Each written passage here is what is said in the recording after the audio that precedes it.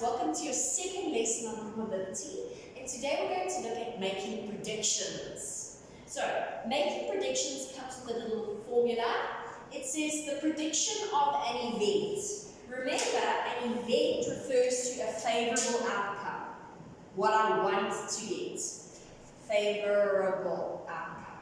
So, prediction of a favorable outcome is the probability of the event, or the probability of the favorable outcome, times by the number of trials. And remember, trials is the number of times I carry out my experiment. So, probability times trials will give you a prediction.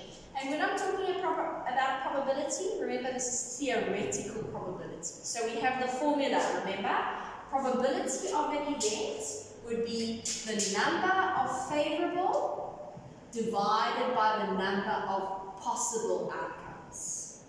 So that's probability, and I'm going to multiply it by the number of times I carry out my experiment, by the number of trials.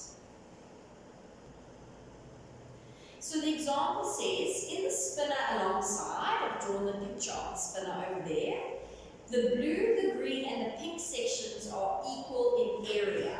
So blue, green, and pink, blue, green, and pink are equal in area. Can you see they're the same size? It says the orange occupies a quarter of the section, a quarter, meaning 1/4. It says together the pink and the green occupy the same section as the orange. So together pink and green, they're the same size, and together they also occupy a quarter. It says, answer the questions below, leaving your answer in fraction form. Question A says, what fraction of the spinner is purple? So what I'm going to do is, I'm going to come over here, and I know that together that pink and green together give me orange. And I know orange is 1/4. So pink must be,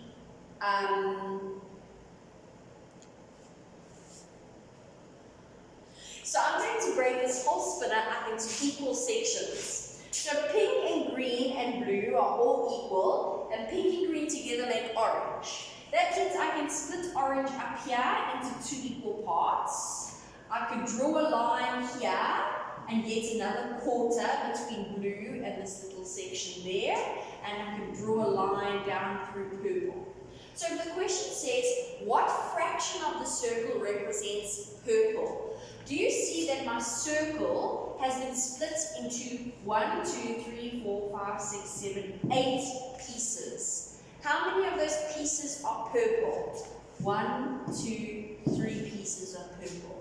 So for A, what fraction of my spinner is purple? It's 3 pieces out of 8 pieces that are purple. Do you see how this is probability? 3 favorable pieces, 3 purple pieces, that's what I wanted, out of 8 possible pieces, the total number of pieces in the spinner. B says, what is the probability of spinning blue or purple? So, blue or purple. What is the number of blue or purple spaces? Remember the word or. It's not blue and purple, which would be impossible.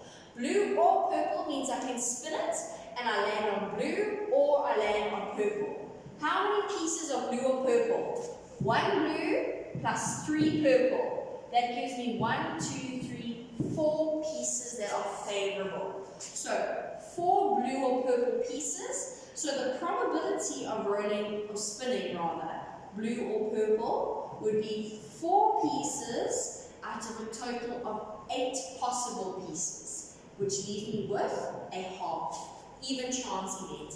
And that makes sense, because blue or purple definitely takes up half of the circle. Right, so question C says, if the spinner is spun 160 times, how many times would you expect it to land on pink? So I'm making a prediction. So first I'm going to say of pink. And I hope you can agree there's one pink space. Right. So what is the probability of landing on pink?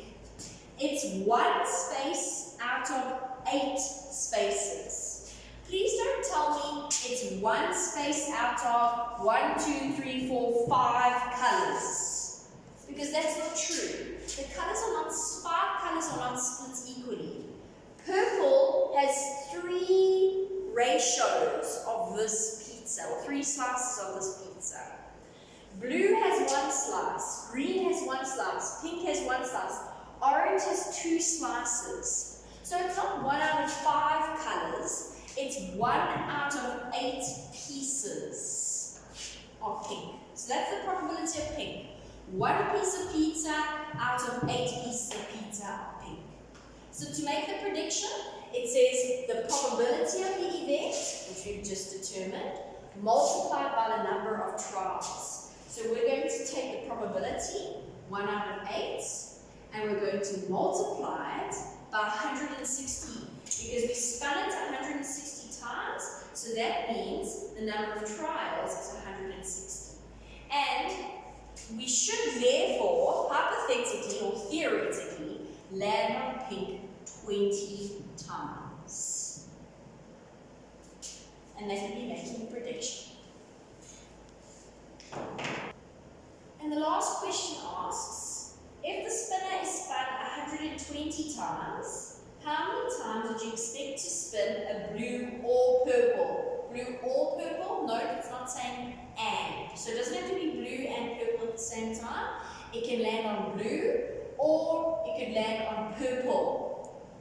And we've already looked at this in B when we found out what is the probability of spinning blue or purple. We saw that it was 4 pieces out of a total of 8 pieces. So there were 4 pieces out of 8 pieces. So the probability of rolling blue or purple, we came to the conclusion, was a half.